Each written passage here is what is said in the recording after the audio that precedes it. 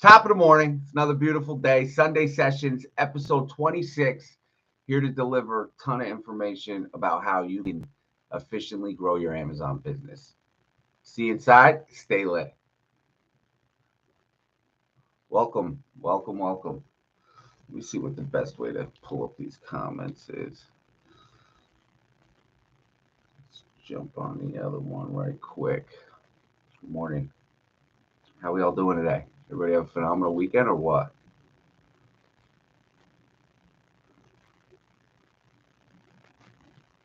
My weekend was interesting to say the least. Um, I the way I was brought up and the life I used to live is very different than the life I live now.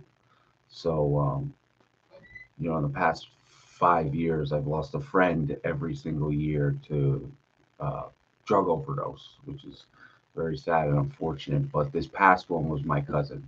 We were 2 months apart. I went to a service yesterday, and it's unfortunate. It's unfortunate these people continue to die. And it brings a lot of sadness, but also a lot of gratitude into my life because that could have been me. By the grace of God, there go I. So less about that, more about y'all. How's your business doing? What's going on? Talk to me. I want to know. Thank you. Thank you. Thank you.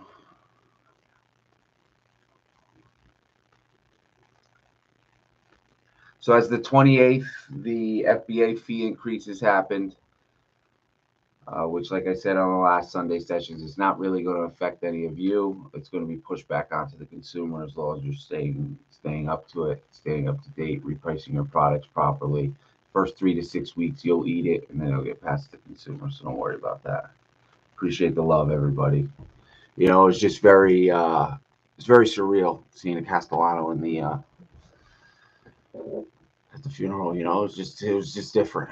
It's just different. My fridge is lined with people who have passed away, so it's important that I think people talk about it because not a lot of people. It's like every funeral I go to where someone dies from a drug overdose. Uh, Nobody wants to talk about it. It's almost like a mystery. It's like, oh, there's such a great person, and it's like, yeah, but what about all the pain? And I know it's tough to talk about that because you're trying to remember the person and for what they were uh, amazing at or their great qualities. But at the end of the day, like that person was suffering, and they couldn't escape it. They died because of it. It's very unfortunate. So yeah, it's an emotional weekend. Definitely was. Yeah, I know my video's sideways. It's also live on YouTube right now. So welcome to check it out there if you want more of a experience.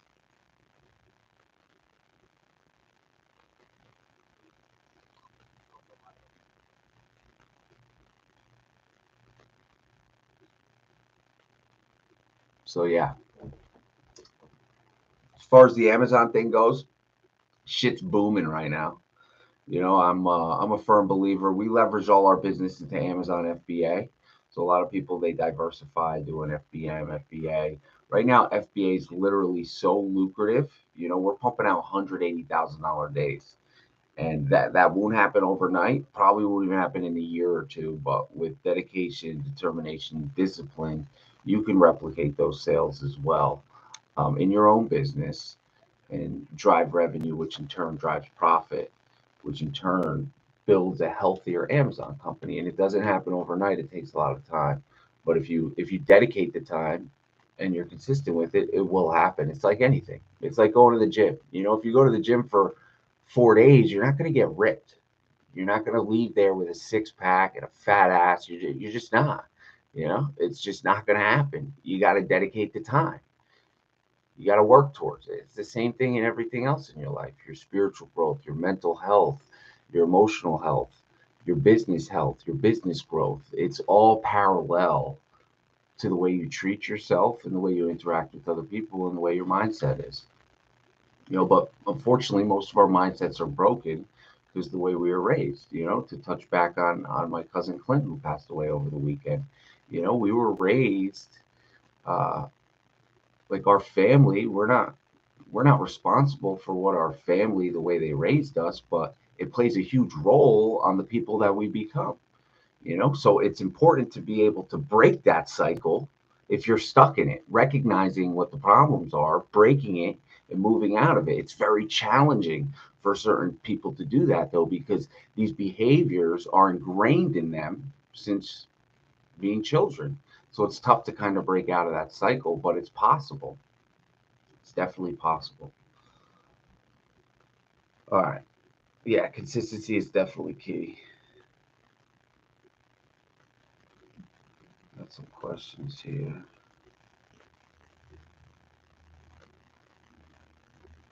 It's food that you're booming? What's the shops like on the street doing? I don't know what you're talking about, bro.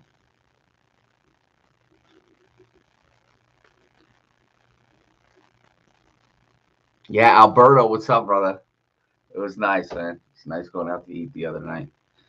Look forward to seeing you again, man. You know, absolutely. That's what it's all about.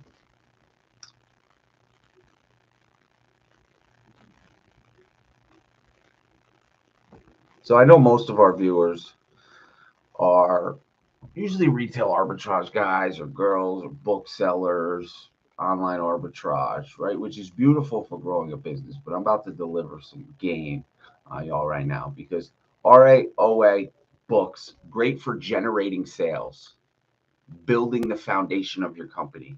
Very challenging to scale it out like that. Very, very challenging, right? Yeah, you can get 500,000 in sales, $1 million in sales, probably even break two or three with retail arbitrage and online arbitrage. I know a few guys doing, girls doing a little more than that, but like to exceed that, very challenging. And now I talk a lot about sales revenue, post pictures of sales revenue. Can be deceiving when you see that, right? But we're volume guys. The way I see it at the end of the day is I want to sell as many products as possible because it helps build my reputation on Amazon, right? Amazon is a trust basis relationship. So the more they trust your Amazon business, the more they'll allocate the buy box to you. The more they'll offer you new pilot programs that they're offering, right? And the larger amount of seller feedback you'll get.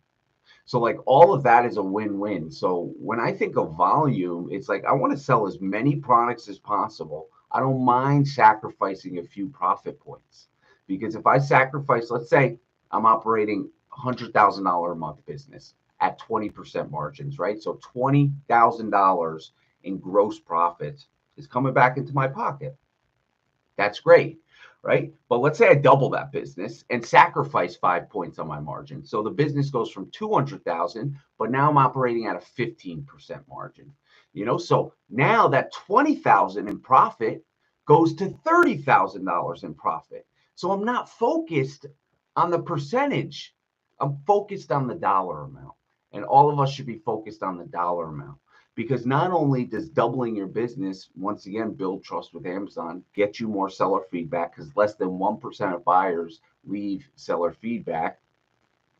It also helps with the buy box allocation, and then increasing your SKU count and getting a little wider gives you more opportunity and more reach to different customers. So it's like encompassing all of those things into your business with the mindset of scaling and growth and looking into the future instead of just focusing on, okay, what do I need to do today? It's like, no, what needs to be done today, this week, and this month, let me have my employees do that. Let me hire someone to take care of the day to day so I can focus and really hunker down and build out a vision for the future. Because without a vision for the future, your business will not excel. You'll just plateau. You might see some growth and some drops, but eventually you will plateau if you're just focused on the day to day. If you're focused on the day to day, it's impossible to get out of the day to day because you're so focused on it that you can't leave it. So then you're just stuck in between a rock and a hard place and you can't accelerate that growth any longer. It becomes very complicated to break that cycle and break that chain because you're so used to it, stuck in the day to day, that you can't break out of it. And before you know it, 12 months goes by, 18 months goes by. 24 months goes by and your business is not scaling the way you want it to, and you want to blame it on everybody else, because that's what I did, right? Everything I talk about is experience of my own. I want to blame it on everybody else, but this guy didn't do this, or this distributor didn't do this. But at the end of the day, it's your fault. It's my fault. If I'm not taking the action to improve my processes, delegate tasks properly, and hire the right team, then the business is going to stay stagnant. And stagnant for me, stagnant for Sebastian, is absolutely not an option. It's not an option for us. We've committed many years ago to ensure that we will be the largest Amazon sellers in the world, right? And we're building every day to that goal. And we're going to do whatever has to be done to get there. And you need to be as committed to your dreams as we are to ours, because the lack of commitment is what separates the people who achieve those goals and the people who do not. It's very simple when you analyze it, but it's complicated to put it into practice. Very complicated to put it into practice. So you got to make connections for the disconnections to get it all together. See if we got any questions. Here's one. Eric, what kind of a pricing strategy are you using?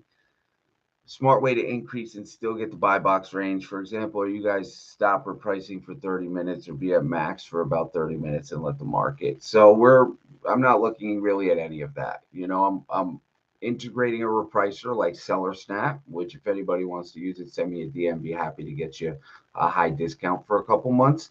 But like repricers manage all that for me. So I set my minimum floor price, which for us is right around 10%. 10% gross margin, minimum floor price.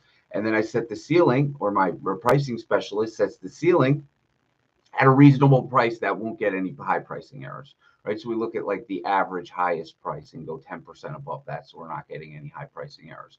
But once we set it, it's not forget it. We look back at it and we create reports. Like let's say after 2 weeks, we have a report that will run 2 weeks. Products at their floor price. So if a product's at the floor price, it means it hasn't sold. It can't go any lower. It's stuck at the floor. You can't go lower than the floor. You can't go to the basement. You can't go to the basement if your product's at its floor price. So the only way is to drop that price to the basement, lower the floor. So we do that a lot as well, but we usually like to wait up to 30 days before we make drastic price changes, because our team is trained very well, our buying team, and they made an executive decision to purchase that product for a reason, right? So let's play it out. Unless something crazy happens to the Keep It chart where a seller jumps in with 5,000 units and the ASIN's only selling 1,000 a month and they got 5 months of inventory, then I'm making a decision to drop that price.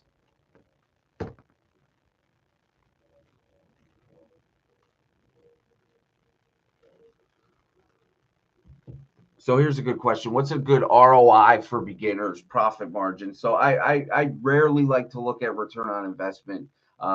It just skews your numbers a lot, right? Because when you're analyzing the health of a company, you're not looking at your return on investment. You're looking at how much cash came in, right? What is my profit dollar amount, which can be equated to a gross profit margin and a net profit margin, right? The dollars. It's all about the dollars. But to answer your question, Omar, I think a healthy ROI for new sellers is right around 20%, right? Because in the beginning, your focus needs to be, like I said before, volume. Your focus has to be volume. If you're not focusing on volume and you're just looking for high profiting items, it's going to limit your growth potential because there's only so many products you can sell that fit those metrics that you're looking for. So it really eliminates the opportunity to crush it and scale quickly because you're so focused on making $15, $20 an item. Don't get me wrong. Some people, that's all they want to do. They want to not operate a very large business. They just want to make an extra couple $1,000s a month. And that's okay. You can do that too. But if you're looking to scale this thing to the next level, then you got to make sacrifices in your ROI and your profit margins initially. And then you can really scale them back up. So 20% ROI would really be the cutoff. 10% gross profit margin would be the cutoff for us. That's how we operate. Initially, it was even lower, 7.5%. So it really depends on what you're doing and what your goals are for the future of your company. Do we buy a product if it shows gross profit or only net profit after factoring in all the production costs? That's a great question, Ulysses. So the question was, if we run the numbers and based on our expenses, we're breaking even on that product when you subtract the cost to produce it, the cost to ship it, the boxes and everything included, we may be breaking even on that product, but we're absolutely initially taking a product like that on, Ulysses, because what it does is it builds the relationship with the vendor. So those won't be the only products we're buying from these vendors, but we will incorporate these products into our business. So let's say we're ordering 10 products. 2 of them we may be breaking even on as far as gross profit goes, right? So we're not making any net profit on it. The gross profit is eaten from the expenses to produce it, but we still buy it because it builds the relationship with the vendor. And a lot of times we'll ask our vendors, hey, you got anything extra you're trying to get rid of? Because I want to be of maximum service to you. This is a two-sided relationship. One hand wash the other, both wash the face. This is not just me take. This is a take, give, and then gain relationship. So I'm willing to take a break even on some of these products for the future of the relationship. Sonny's got a question. He said, Amazon is not reimbursing our lost FBA shipments, 10K worth. I tried calling and emailing, and they're giving me such a hard time. At this point, I'm hesitant to send anything into FBA. What should I do? You got to just be consistent. If you're submitting all the documentation, I'm sure they're asking for invoices, probably a bill of lading, proof of shipment, which they're going to want the SKU count, the aces that were sent on that shipment, as well as the weight. Submitting that documentation and being persistent. So a member of EsellersRI, about 4 months ago, he brought up a very similar situation, except instead of 10K, it was 16K. Took him 4 months, but I gave him the same advice. Make sure you're being persistent. Keep reaching out. Keep calling them. Submit the proper documentation. Make sure your invoice is the right invoice. It has proof that you purchased the units. You're sending the bill of lading. You're sending proof of shipment weight to prove that these products were actually on the shipment. And just keep calling them. Keep calling them. Be persistent. And if you get someone on the phone, say, hey, I'd like to speak to your superior, because that first person, your first point of contact with Seller Central, is usually never the person that's going to solve the problem. Very rarely. Sometimes they do. So long story short, Dylan, he got his reimbursement a week ago, and he was so pumped about it. Also another trick is, shoot, I forgot it's a Twitter account. It's not Jeff Bezos. So I'd have to get back to you on that. But posting it on Twitter and tagging, there's 2 or 3 accounts you can tag where if it kind of blows up, start getting some comments and some likes. Amazon actually sees that. Very active on Twitter, and that's a chance to get your account or your reimbursement back as well.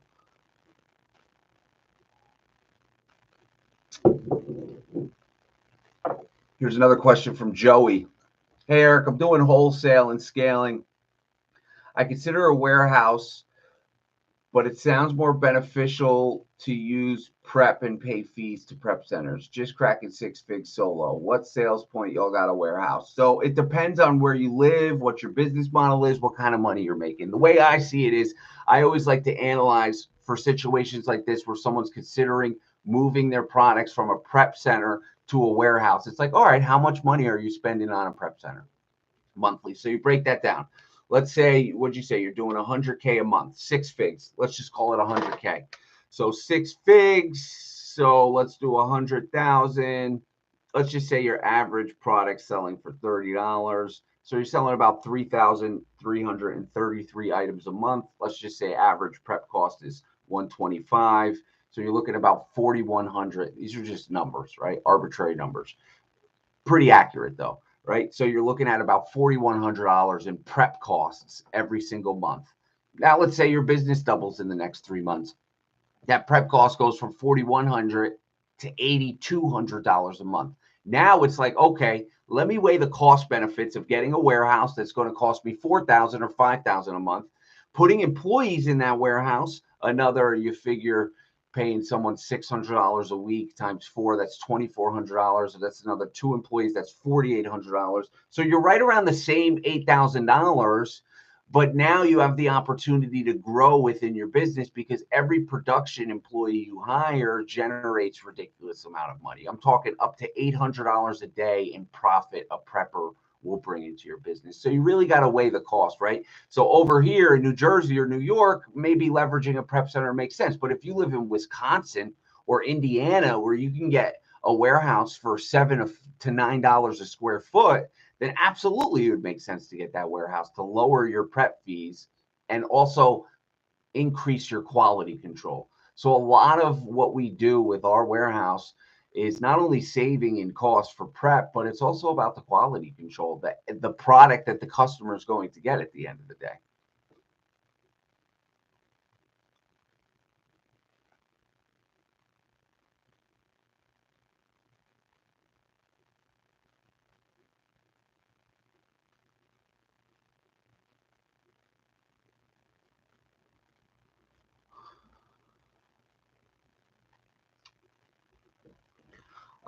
So Real Beauty Outlet asks if I know any CPAs or accountants who are really good at understanding the nuances of e-commerce in the tri-state area.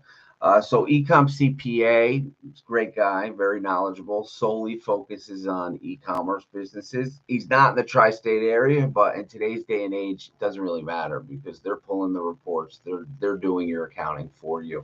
So as far as tri-state area, I don't have any recommendations, but Ecom CPA, he's very knowledgeable. Got a lot of respect for the guy. He's very intelligent in what he does, and he's great at looking for ways to lower your tax burden by making those end of the year purchases or allocating funds to this instead of this. Very good at that. Very good at that.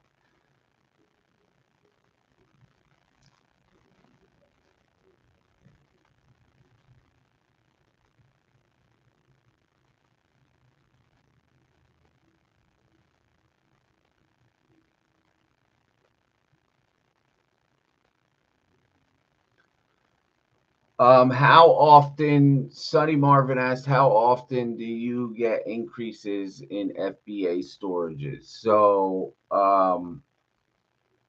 we don't really need increase. Well, that's a lie. We do need increases in FBA storages, but for hazmat and oversize aerosol um, products, not really for our regular storage. But the way Amazon has kind of changed their algorithm for increasing people's storage allocation is if you're using it or not, right? So let's say you have a storage limit of 2,000 and you're only sending in your available inventory in Amazon is only 1,000. So you're at a 50% storage capacity.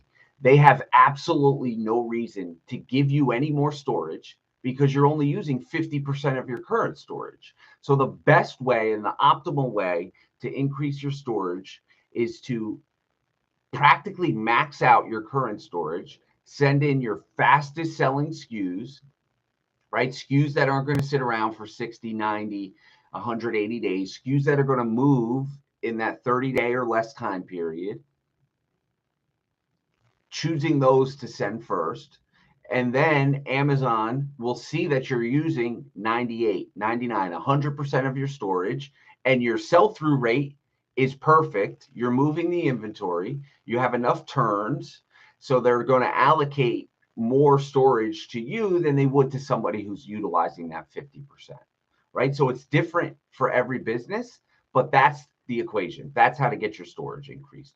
Maximize your storage, make sure you have a high sell-through rate of the inventory you're selling. So Amazon sees that you're using your storage, your current storage capacity, and then they can increase it to a higher capacity for you.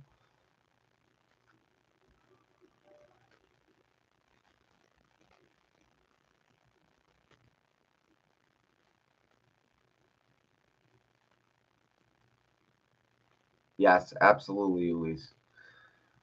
Do you still believe that it's possible for a person to scale and get profit as a non-US resident after cutting expenses of shipping, print centers, and warehouse fees? Absolutely. So we have about 30 members in EsellersRI that represent 13 different countries: Colombia, Brazil, United Kingdom, Australia, which is a continent, I believe, not a country.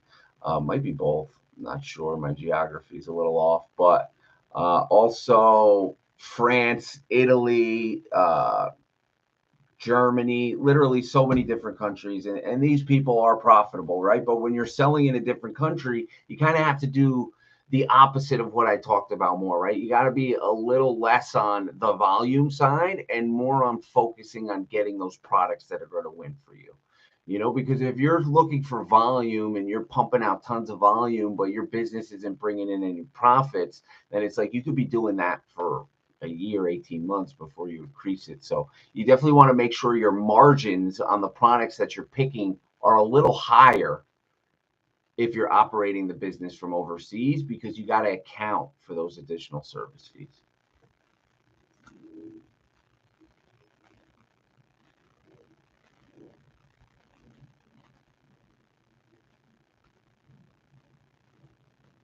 All right, I got a meeting in 20 minutes. So this is the last question I'm going to answer here. It's a great question from James. Maybe I'll do another one after this. Is the ultimate goal to get exclusive with brands once established a good relationship? Do you always pitch exclusivity? So, no, we do not always pitch exclusivity, but definitely one of the end goals is to get exclusivity. The way I see Amazon operating in the next 2 to 5 years is a lot of these companies that have 12, 15 Amazon sellers on it, they're going to be 1 or 2 Amazon sellers on it through an exclusivity deal. On the back end of Amazon, because these companies want more control of their products. So do we always pitch exclusivity? No. But do we pitch it sometimes? Yes. Now there's a certain way to pitch it. I want to make sure the brand's willing to spend on advertising. I'm making sure that they're willing to give me their trademark number to enroll them in brand registry. I'm making sure they're willing to allow me to enhance their listings, add videos, add better images, infographics, increase their SEO optimization on those listings. So like, it is important to build exclusivity because you're able to have more control, but it's also very challenging to get exclusivity if you're a newer seller because you don't have much skin in the game. But one of the benefits that most people think is a weakness and not a strength is when you're initially starting, you can let them know that you're a smaller team and they have direct access to you as the owner of the company, which is amazing because some of these bigger companies like iServe has hundreds of employees. So it's like, if you get an exclusivity and iServe's representing you, the ability to contact someone directly becomes more challenging because now there's different tiers, different phone numbers and support help, instead of someone having your direct phone number and calling you, James, and being like, hey, James, what's up? I see this listing. It's increasing sales. We're about to be out of stock. Is the next order coming in? And you're like, yeah, I'm submitting it in an hour. So that direct relationship is important. For someone just starting out, what would be the initial investment? Is it difficult to win the buy box without seller reviews? What would be realistic time range to hit 100K a month? So initially for wholesale initial investment, we suggest $3,000 to $5,000 for inventory, which could usually split between 2 to 3 purchase orders from 2 to 3 different distributors or wholesalers. Now, if you're looking to get into the RA or the OA game, your definitely cost of entry is much lower. OA, RA, you can start with $100. You can go to your local store, start scanning stuff, buy a few products just to learn the game a little bit. I encourage people to always learn the game a little bit by doing some RA or OA before you get into wholesale, because it teaches you about the process of creating a listing, sending it to Amazon, managing customer returns, stuff like that. Yeah, it's a little more difficult to get the buy box without seller reviews, but it's not impossible. Everybody at one point, us included, had 0 seller reviews. Now I think we have 140, 150,000. So it is possible because we all started there. Everybody started as a new Amazon business with 0 reviews, and now all of a sudden they operate a business with more reviews and they're getting more buy box allocation. Now, what is a realistic time range to hit 100K a month? So your cost of goods is going to make up about 40%, 38 to 40% of your product sales. So to hit 100K a month, you're going to have to spend about $40,000 to hit that 100K. So as long as it takes you to build up to get to that 40K in spend per month, where you have $40,000 of cost of goods that's selling every single month, you can do 6 figures a month. But until you can reach that, it's going to be challenging because you just don't have the inventory in stock to do that. So normally Most people on average usually takes about a year. People in our program usually 2 to 4 months. If they have a little bit experience, they're doing around 10, 15,000 a month. Getting them to six figures happens right around 2 to 4 months. If you're brand new, it's probably going to take a little longer than that.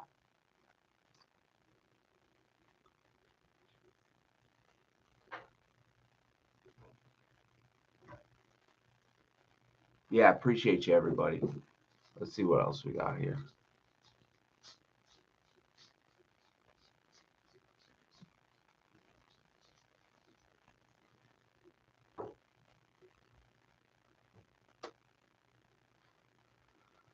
Let's see. This was fun. I love doing this shit. And side note too, if anybody's struggling with to the beginning of this call, if anybody's struggling with any type of affliction with addiction, please just reach out to me. You know, I dealt with that shit for years, literally a decade. But I'm more than happy to talk to anybody who's dealing with that because I don't want to have to fucking bury somebody else. You know, I don't want to have to bury another friend. I just don't. I can't do it. I can't fucking do it anymore. You know? So please, you're not alone. You're not alone in this. If you're struggling, just reach out. You don't have to do this shit by yourself. There's a way out of it. I found it. It works. It's fucking much, much prettier on this side. I can promise you that. We have one Amazon account. Listen, my friends, this has been a pleasure and an honor. I have to jump into a call at 11:50, so I got to break out of here. But have a beautiful Sunday. Sunday Sessions, episode 26. See you on the next one. Stay lit.